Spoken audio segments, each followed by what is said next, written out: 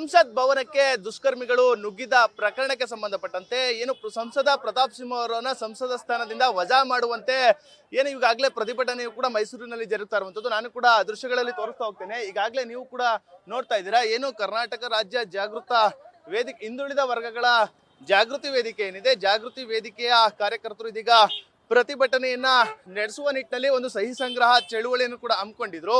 ಅದೇ ನಿಟ್ಟಿನಲ್ಲಿ ಒಂದು ಫ್ಲೆಕ್ಸ್ ಅನ್ನ ಕೂಡ ಹಾಕಿದ್ರು. ಆ ಒಂದು ಫ್ಲೆಕ್ಸ್ ಅನ್ನ ಇದೀಗ ತೆರವು ಮಾಡುವಂತ ಕೆಲಸವನ್ನ ನಗರ ಪಾಲಿಕಾ ಸಿಬ್ಬಂದಿಗಳು ಮತ್ತೆ ಏನು ಪೊಲೀಸರು ಕೂಡ ಮಾಡ್ತಾ ಇರುವಂತದ್ದು. ಅಂದ್ರೆ ಏನು ಸಹಿ ಸಂಗ್ರಹ ಚಳುವಳಿಗೆ ಮುಂದಾಗಿದಂತಹ ಕರ್ನಾಟಕ ರಾಜ್ಯ ಹಿಂದುಳಿದ ವರ್ಗಗಳ ಜಾಗೃತಿ ವೇದಿಕೆಯ ಕಾರ್ಯಕರ್ತರ ನಡುವೆ ಒಂದಷ್ಟು ವಾಗ್ವಾದವೂ ಕೂಡ ನಡೀತಾ ಇರುವಂತದ್ದು. ಸಂಸದ ಪ್ರತಾಪ್ ಸಿಂಹರವರಿಗೆ ದೇಶದ್ರೋಹಿ ಪಟ್ಟವನ್ನ ಕಟ್ಟುವ ಮೂಲಕ ಒಂದು ಫ್ಲೆಕ್ಸ್ ಅನ್ನ ಹಾಕಿರುವಂತದ್ದು ನೀವು ನೋಡ್ತಾ ಇದ್ದೀರಾ. ಒಂದು ಕಡೆ ಬಾಂಬನ್ನ ಇಟ್ಟಂತದ್ದು, ಮತ್ತೊಂದು ಕಡೆ ಏನು ಸಂಸತ್ ಭವನಕ್ಕೆ ಪಾಸ್ ಅನ್ನ ಅವರ ಒಂದು ಸಂಸದ ಸ್ಥಾನದಿಂದ ಇಶ್ಯೂ ಮಾಡಿದ್ರು. ಅದೇ ಒಂದು ಫೋಟೋವನ್ನು ಕೂಡ ಅವರ ಎರಡೂ ಕೈಗಳಲ್ಲಿ ಇಡುವ ಒಂದು ಭಾವಚಿತ್ರವನ್ನ ಇಲ್ಲಿ ಅಳವಡಿಸಿರುವಂತದ್ದು. ಇದೇ ಫ್ಲೆಕ್ಸ್ ಇದೀಗ ಬಹಳಷ್ಟು ವಿವಾದಕ್ಕೆ ಕಾರಣ ಆಗಿದೆ. ಆ ನಿಟ್ಟಿನಲ್ಲಿ ಏನು ಪ್ರತಿಭಟನೆಯನ್ನ ನಡೆಸಲು ಮುಂದಾಗಿದಂತಹ ಕರ್ನಾಟಕ ರಾಜ್ಯ ಹಿಂದುಳಿದ ವರ್ಗಗಳ ಜಾಗೃತಿ ವೇದಿಕೆಯ ಕಾರ್ಯಕರ್ತರ ನಡುವೆ ಒಂದಷ್ಟು ವಾಗ್ವಾದ ನಡೀತಾ ಇರುವಂತದ್ದು. ಇನ್ನು ಜಾಗೃತಿ ವೇದಿಕೆಯ ಸದಸ್ಯರಿದ್ದಾರೆ. ಸರ್, ಈಗಾಗಲೇ ನೀವು ಕೂಡ ಇವತ್ತು ಸಹಿ ಸಂಗ್ರಹಕ್ಕೆ ಮುಂದಾಗಿದ್ರಿ.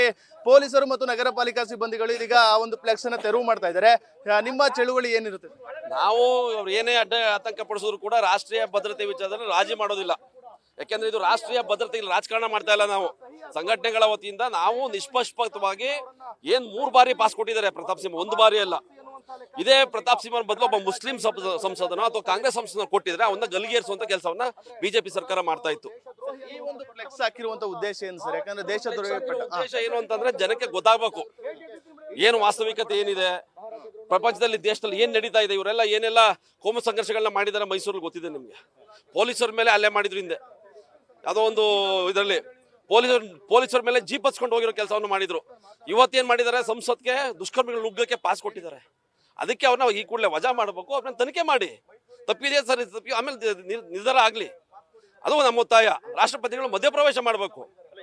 ನಿಮ್ಮ ಹೋರಾಟಕ್ಕೆ ಪೊಲೀಸರು ಕೂಡ ಅಡ್ಡಪಡಿಸ್ತಾ ಇರುವಂತದ್ದು. ಅಂದ್ರೆ ಇಲ್ಲಿ ಯಾಕೆ ಅಂತಂದ್ರೆ ಪೊಲೀಸರು ಬಿಜೆಪಿ ಪರವಾಗಿದಾರ ಅಥವಾ ಸಾಮಾಜಿಕ ನ್ಯಾಯದ ಪರವಾಗಿದಾರ, ರಾಷ್ಟ್ರೀಯ ಭದ್ರತೆ ಪರವಾಗಿದಾರ ಅಂದ್ರೆ ಪ್ರಶ್ನೆ ಆಗಿರೋದು ನಮ್ಗೆ. ಯಾಕಂದ್ರೆ ಕಮಿಷನರ್ 4-5 ಸರಿ ಫೋನ್ ಮಾಡಿದ್ರು.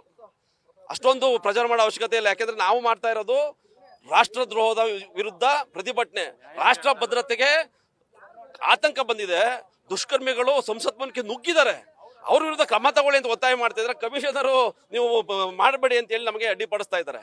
ಸಹಿ ಸಂಗ್ರಹ ಮಾಡ್ತಾ ಇದ್ದೀರಾ, ಇದರ ಉದ್ದೇಶ ಏನು ಸರ್? ಅಂದ್ರೆ ಸಂಸದ ಸ್ಥಾನದಿಂದ ವಜಾ ಮಾಡಬೇಕು ಅಂತಂದ್ರೆ ನಿಮ್ಮ ಒತ್ತಾಯನ ಏನು? ಖಂಡಿತ ನಮ್ಮ ಉದ್ದೇಶ ಏನು ಅಂತಂದ್ರೆ, ಈಗ ಸಂಸದನಾಗಿದ್ರೆ ಅವ್ರ ಮೇಲೆ ಕ್ರಮ ತಗೊಳಕ್ ಆಗಲ್ಲ. ಸಂಸದನಿಂದ ವಜಾ ಮಾಡಿ ನಿಷ್ಪಕ್ಷಪಾತಕ್ಕೆ ತನಿಖೆ ಮಾಡ್ರಿ. ಅವ್ರದ್ದು ತನಿಖೆಯಿಂದ ತಪ್ಪಿತಸ್ಥ ಅಲ್ಲ ಅಂತ ಹೊರಗಡೆ ಬಂದ್ರೆ ನಾವೇ ಅವ್ರನ್ನ ಅಭಿನಂದಿಸ್ತೀವಿ. ಸೊ ತನಿಖೆ ಮಾಡಿ ಫಸ್ಟ್, ಅದನ್ನ ನಾವು ಒತ್ತಾಯ ಮಾಡ್ತಿರೋದು. ವಜಾ ಮಾಡಿ ತನಿಖೆ ಮಾಡಿ. ಇಷ್ಟು ಕರ್ನಾಟಕ ರಾಜ್ಯ ಹಿಂದುಳಿದ ವರ್ಗಗಳ ಜಾಗೃತಿ ವೇದಿಕೆಯ ಮುಖ್ಯಸ್ಥರ ಮಾತಾಗಿರುವಂತದ್ದು. ಅಂದ್ರೆ ಈ ಕೂಡಲೇ ಸಂಸದ ಸ್ಥಾನದಿಂದ ಸಂಸದ ಪ್ರತಾಪ್ ಸಿಂಹ ಅವರನ್ನ ವಜಾ ಮಾಡಬೇಕು, ಬಳಿಕ ಅವರನ್ನು ಕೂಡ ತನಿಖೆಗೆ ಒಳಪಡಿಸಬೇಕು ಎಂಬ ಒಂದು ಮಾತುಗಳನ್ನು ಕೂಡ, ಆ ಒಂದು ಆಗ್ರಹವನ್ನು ಕೂಡ ಮಾಡ್ತಾ ಇರುವಂತದ್ದು. ಕ್ಯಾಮ್ರಾ ಪರ್ಸನ್ ವಿನಯ್ ಜೊತೆ Nandish, news first Mysuru. News first ನಿರ್ಭೀತಿಯಿಂದ ನಿಮ್ಮ ಪರವಾಗಿ.